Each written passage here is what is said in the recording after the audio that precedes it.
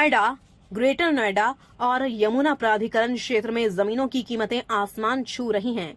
करोड़ों के प्लॉट बिक रहे हैं। इंडस्ट्री और इंफ्रास्ट्रक्चर का जाल बिछ रहा है। लेकिन बड़ा सवाल यह है कि क्या इस विकास की सबसे बड़ी कीमत चुकाने वाले किसान आज भी न्याय से दूर हैं? क्या जिन किसानों ने अपनी पुश्तैनी जमीन देकर विकास की नींव रखी, उन्हें उनका हक मिल रहा है? और आखिर क्यों जेवर विधायक धीरेन्द्र सिंह ने सीधे सीधे प्राधिकरणों और प्रशासनिक संस्थाओं पर किसानों की अनदेखी का आरोप लगा दिया है? आज की इस बड़ी रिपोर्ट में हम बात करेंगे उस मुद्दे की जिसने नोएडा, ग्रेटर नोएडा और यमुना प्राधिकरण क्षेत्र की राजनीति और प्रशासनिक हलकों में हलचल मचा दी है। क्योंकि इस बार सवाल सिर्फ जमीन का नहीं बल्कि किसानों के सम्मान, न्याय और अधिकारों का है।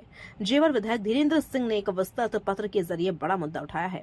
उन्होंने कहा कि पिछले लगभग 4 वर्षों में आवासीय भूखंडों की दरों में करीब 53% तक वृद्धि हुई है, जबकि औद्योगिक भूखंडों की कीमतों में लगभग 63% तक बढ़ोतरी दर्ज की गई है।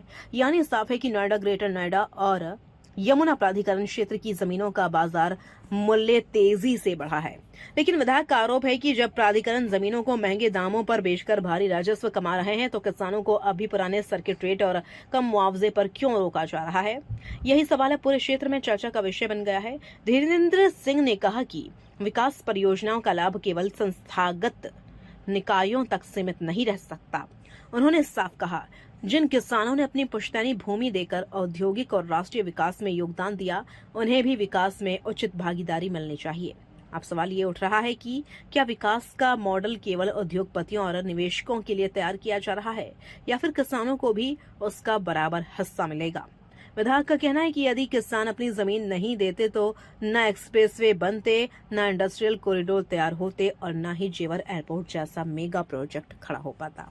जेवर विधायक ने बड़ा आरोप लगाते हुए कहा कि किसानों को पुराने दरों पर मुआवजा देना सामाजिक और आर्थिक न्याय की मूल भावना के खिलाफ है। उन्होंने कहा कि जमीन का वास्तविक बाजार मूल्य लगातार बढ़ रहा है, लेकिन किसानों को उस हिसाब से लाभ नहीं दिया जा रहा। धीरेन्द्र सिंह ने कहा कि किसानों के पुनर्वास लाभ और सर्किल रेट में भी समुचित वृद्धि होनी चाहिए। यानी सिर्फ जमीन अधिग्रहण कर लेना ही पर्याप्त नहीं बल्कि किसानों के भविष्य की सुरक्षा भी जरूरी है। धीरेन्द्र सिंह ने अपने पत्र में सर्वोच्च न्यायालय और विभिन्न उच्च न्यायालयों के फैसलों का भी उल्लेख किया। उन्होंने कहा, भूमि अधिग्रहण केवल प्रशासनिक प्रक्रिया नहीं बल्कि न्याय संगत, पारदर्शी और समान भागीदारी का विषय है।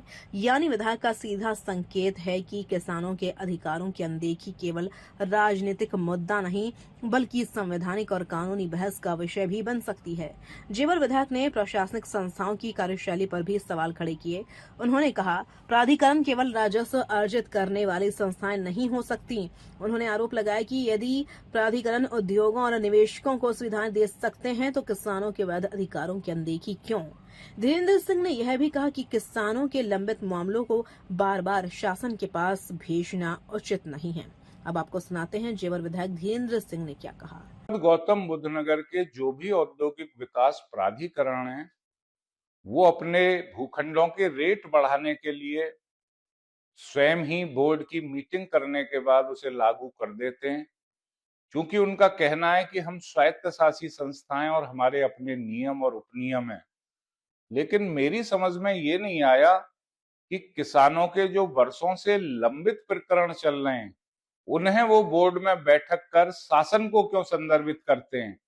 जब स्वायत्तशासी संस्थाएं तो उसका निर्णय भी प्राधिकरणों को स्वयं ही लेना चाहिए। विगत दिनों में जो हकतलफी किसानों के साथ प्राधिकरणों की लाल फीताशाही की वजह से हो रही है, मैं उन्हें सचेत भी करना चाहता हूं और मशवरा देना चाहता हूं कि ये जो दोहरा मापदंड है ये उचित नहीं है। जिन किसानों की जमीनों पर ये विकास की सारी योजनाएं चल रही हैं, ये प्राधिकरणों का नैतिक दायित्व बनता है कि वो किसानों को मिलने वाले लाभ शीघ्रता से अपनी बोर्ड बैठकों में पारित कर दिलवाएंगे, ऐसा मेरा मानना है। उनका कहना है कि प्राधिकरण का एक स्वायत्त शासी संस्था है और उनके पास नीतिगत निर्णय लेने की क्षमता मौजूद है। अब सबसे बड़ा सवाल, क्या आने वाले दिनों में यह मुद्दा बड़ा किसान आंदोलन बन सकता है? क्योंकि जिस तरह से जेवर नोएडा और ग्रेटर नोएडा में जमीनों की कीमतें बढ़ी हैं, उसे तेजी से किसानों में असंतोष भी बढ़ रहा है। कई किसान संगठन पहले से बेहतर मुआवजे और पुनर्वास की मांग उठाते रहे हैं। अब जब सत्तारूढ़ दल के विधायक ने ही इस मुद्दे को खुलकर उठा दिया है, तो प्रशासन और प्राधिकरणों पर दबाव बढ़ाना तय माना जा रहा है।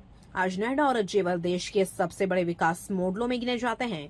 यहाँ जेवर इंटरनेशनल एयरपोर्ट बन रहा है, बड़े बड़े इंडस्ट्रियल प्रोजेक्ट्स आ रहे हैं, रियल एस्टेट सेक्टर तेजी से बढ़ रहा है और जमीनों की कीमतें लगातार रिकॉर्ड बना रही हैं। लेकिन इसी विकास के बीच अब सबसे अहम सवाल सामने खड़ा है, क्या विकास की इस चमक में किसानों के अधिकार धुंधले पड़ रहे हैं और क्या सरकार तथा प्राधिकरण अब किसानों के लिए नई नीति लाने पर मजबूर होंगे? करोड़ों की जमीन, हजारों करोड़ों का विकास और उसी जमीन को देने वाले किसान आज भी न्याय की उम्मीद में।